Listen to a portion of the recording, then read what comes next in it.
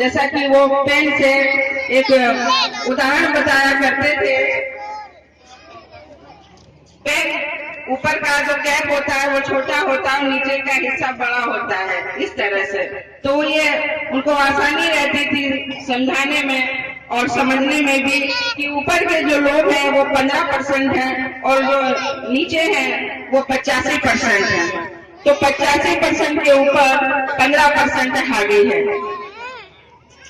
तो उन्हीं की विचारधारा को हम महिलाएं गांव-गांव, शहर-शहर, कस्बों-कस्बों, गली-गली बताने का काम कर रहे हैं कि क्या कारण है ऐसा कि संख्या बल के आधार पर हम 85 हैं, लेकिन हमारी हालत आज भी वैसी की वैसी है। और जो संख्या में 100 में 15 है, वो लोग सत्ता में, शासन में, प्रशासन में बैठे हुए हैं, जो हमारी नहीं सुनते, हमारे साथ में न्याय नहीं करते। तो पहली बात मैं आपको ये बता दूं कि जो 15% जो लोग हैं, जिनमें ब्राह्मण, क्षत्रिय, बनिया हैं, ये लोग हमारे देश के भी नहीं हैं। ये आज लोग हैं जो बाहर से आए हुए लोग हैं और यहाँ पर बस गए। हमारे देश में श्रमण संस्कृति रही है, हम श्रमण संस्कृति के उपासक रहे, भगवान बुद्ध के मानने वाले रहे, जहाँ समता, बंधुता, मैत्री, करुणा, महिलाओं का सम्मान, सदाचार जहाँ पानी की तरह बहता था। ये वो दौर था जब उस दौर में ऐसा कहा जाता है कि एक छोटे बच्चे के हाथ में कटोरा, अशुद्धि का भरा कटोरा, उसको थमा दो और उसको रात के अंधेरे में इस छोर से उस छोर जाने को कह दो, तो उसको कोई कुछ छेड़ने वाला नहीं था, कोई चोर, कोई बदमाश नहीं मिलता था। लेकिन आज क्या संभव है? क्या कारण है? वो दौर हमारे लोगों ने देखा है, लेकिन आज वो स्थिति नहीं है। आज हम देख रहे हैं कि अनाचार, व्यभिचार, भ्रष्टाचार, अराजकता चरम पर है। आज हमारी महिलाओं के साथ में, हमारी बेटियों के साथ में, हमारी बच्चियों के साथ में बलात्कार हो रहे हैं, सामूहिक बलात्कार हो रहे हैं, हमारे लोगों का कत्लेआम हो रहा है, हमारे लोगों की बस्तियां जलाई जा रही हैं, हमारे लोगों को राह चलते मारा और काटा जा रहा है, लेकिन कहीं से कोई, पूरे देश से कोई आवाज नहीं आती है। क्या कारण है इसका? ये बहुत ही चिंतन का विषय है, सोचने का विषय है कि हम सब लोगों में इतने सारे लोग हो करके, लेकिन हम लोग अन्याय के खिलाफ रोडों पर क्यों नहीं उतर रहे हैं, सड़कों पर क्यों नहीं उतर रहे हैं, जबकि हम श्रमण संस्कृति के मानने वाले लोग हैं, हम अन्याय के खिलाफ आवाज उठाने वाले लोग हैं। हमारी रगों में इन महापुरुषों का खून दौड़ रहा है। उन लोगों ने हमें एक व्यवस्था से बांध के रखा, धर्म के आधार पे, जात के आधार पे, वर्ण के आधार पे हमको टुकड़ों टुकड़ों में बांट दिया। जब हम टुकड़ों टुकड़ों में बट गए तो ऊंच नीच की व्यवस्था आरंभ हो गई। ये व्यवस्था आरंभ हो गई और जिसमें जो समुदाय सबसे ज्यादा स्वार्थी था, उसको सबसे ज्यादा आराम चाहिए था, विलासिता चाहिए थी, वासना चाहिए थी, वो व्यक्ति ऊपर बैठ गया। इसके बाद बैठ गए वो लोग जो कहते थे कि हम शस्त्र विद्या का ज्ञान रखते हैं, दुश्मनों को हम मारेंगे। और उसके बाद नीचे आए वो लोग जो ये कहते हैं कि हम काम करते हैं, धंधा करेंगे, दुकानें करेंगे, बिजनेस करेंगे। और इसके बाद एक चौथा वर्ण जो बहुत बड़ा समुदाय है, उसको ये आदेश दिया गया कि तुम इन तीनों की सेवा करोगे। ये जो व्यवस्था थी, ये पशुओं से बदतर व्यवस्था थी, जिसका अभी अभी आप लोगों ने ये सुना, भीमा कोरे गांव की जो घटना हुई है। ये भीमा कोरे गांव की घटना उन लोगों ने हमको चुनौती दी है, खुलेआम चुनौती दी है। इस घटना का जो शुरुआत है वो ये है कि संभाजी राव, उनकी हत्या औरंगजेब के समय हो गई। पेशवाओं ने उनके साथ में मक्कारी की, उनके शरीर के टुकड़े टुकड़े यंत्र तंत्र फेंक दिए गए और ये कहा गया कि अगर इनके शरीर के टुकड़ों को एक जगह करके अगर इनका अंतिम संस्कार किया जाएगा, किसी ने किया तो उसका भी यही हाल होगा। लेकिन उस समय एक महान एक ऐसे व्यक्ति थे, गोविंद गोपाल गायकवाड़ जी, जिन्होंने हिम्मत करके उनके सारे जो शरीर के टुकड़े पड़े थे यहाँ वहां उनको एक जगह करके उनकी समाधि, उनका अंतिम संस्कार किया और उनकी समाधि बनाई, जिसके विरोध में पेशवाओं ने उनको मारा और उनके 16 परिवार के लोगों का कत्लेआम किया।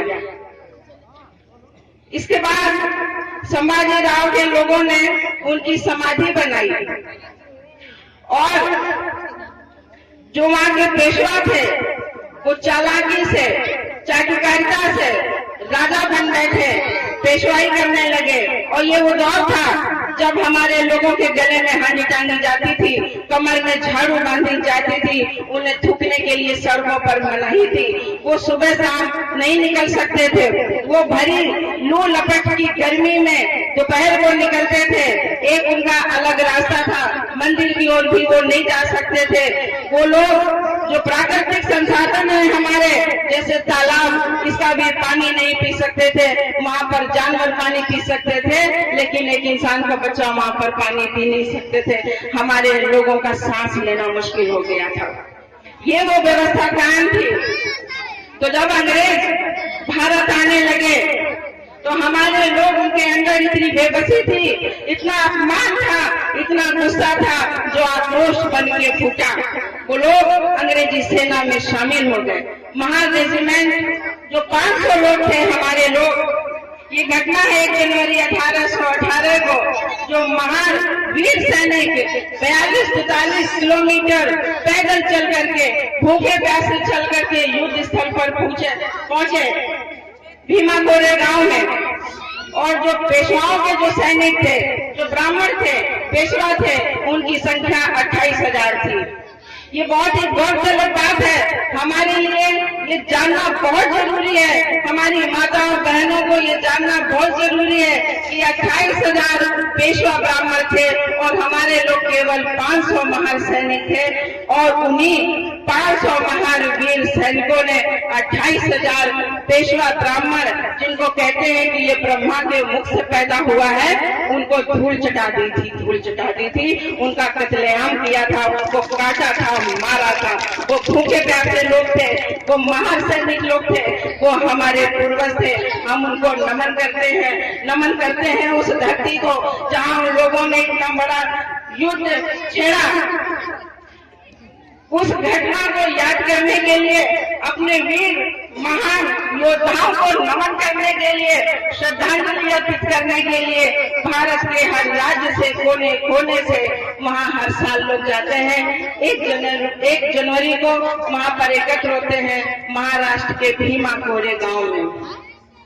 इस बार भी ऐसे ही हुआ, क्योंकि इस बार 200 बरस पूरे हो रहे थे। 1 जनवरी 2018 को 200 बरस पूरे हो रहे थे, तो हमारे बहुजन समाज के लोग वहां पर जाना शुरू किया। भीमा नाम की एक नदी है, उसके पास कोरे गांव है एक, तो वहां पर उनका एक पास में एक बडू नाम का गांव है, जहां पर हमारे लोगों की समाधि है। तो वो लोग जो ये नहीं चाहते थे कि अपने महापुरुषों के नाम पर यहाँ एकत्र हों, उनको याद करें, उनकी पावन स्मृति में उन्हें नमन करें, उन लोगों ने एक बहुत बड़ी चाल चली। मैं समझती हूँ कि ये बहुत प्री प्लान था, एक खतरनाक प्लान था, जिसे हमारे भोले भाले लोग अनभिज्ञ थे, वो नहीं जानते थे। वहां पर उन लोगों ने जो हमारे लोग थे, उनकी समाधि थी, उसकी छत को तोड़ा फोड़ा। तो उन लोगों ने FIR दर्ज की, एट्रोसिटी एक्ट के तहत उन पर केस हुआ। इसके बाद वहाँ के लोगों ने, जो 500-700 लोग थे, वहाँ के ग्राम प्रधान, ग्राम पंचायत, पार्टी, उन सब लोगों ने ये किया कि हम 1 जनवरी को उधर का एरिया पूरा बंद रखेंगे, जो कि हमारे बहुजन समाज के लोग नहीं जानते थे। उन्होंने पुलिस में एप्लीकेशन नहीं दी थी, सरकार को ये नहीं बताया था कि वो भीमा कोरेगांव बंद रखेंगे। तो 1 जनवरी को जब हमारे लोग हर साल की तरह वहां पर अपने वीर योद्धाओं को याद करने के लिए पहुंचने लगे, हमारी माताएं पहुंची, बेटियां पहुंची, बहनें पहुंचे और तमाम भाई बुजुर्ग वहां पर जा रहे थे। जब वो धीरे धीरे उस पावन जो स्मृति थी, जो वहां पर स्तंभ था, जिसे वो शौर्य दिवस के रूप में मना रहे थे, जब वो वहां पर धीरे धीरे जा रहे थे, 11 बजे और 12 बजे की बात है, तो लोग छतों से उन पर पत्थर फेंकने लगे। उन लोगों की गाड़ियां खड़ी थी, उन पर पथराव करने लगे, आगजनी करने लगे और महिलाओं के साथ में बलात्कार भी किया, बेटियों को उठा उठा करके लेते जाने लगे। ये वहाँ का भयानक दृश्य था। और जो लोग वहाँ पर थे, जिन लोगों ने वहाँ पर वीडियो बनाई है, जो लोग कैमरा लिए हुए थे, वो हमारे पास आए, उन्होंने वहाँ का आंखों देखा। जब हाल बताया तो हम लोग, हमारी आंखों में आंसू आ गए कि वो कह रहे थे कि समता दल सैनिक की लड़कियों को वो लोग उठा उठा करके लेके जा रहे थे और कुछ हमारे लोग थे जो उन्हें पकड़ पकड़ के अपनी तरफ खींच रहे थे। ये जो नजारा वहां पर था, इसके लिए जब हमारे लोगों ने पूरा व्हाट्सएप, फेसबुक के जरिए जब पूरे देश में ये चीजें वायरल होने लगी, तो हमारे लोगों ने हल्ला मचाया, सड़कों पे आना जब शुरू किया, तो वहां पर बहुत ईंट पथराव, मारकाट होने लगी, जिसमें एक भाई की हमारे मौत भी हो गई। अगर आपने चैनल को सब्सक्राइब नहीं किया है तो सब्सक्राइब के बटन पर क्लिक करें और घंटी पर क्लिक करें। धन्यवाद।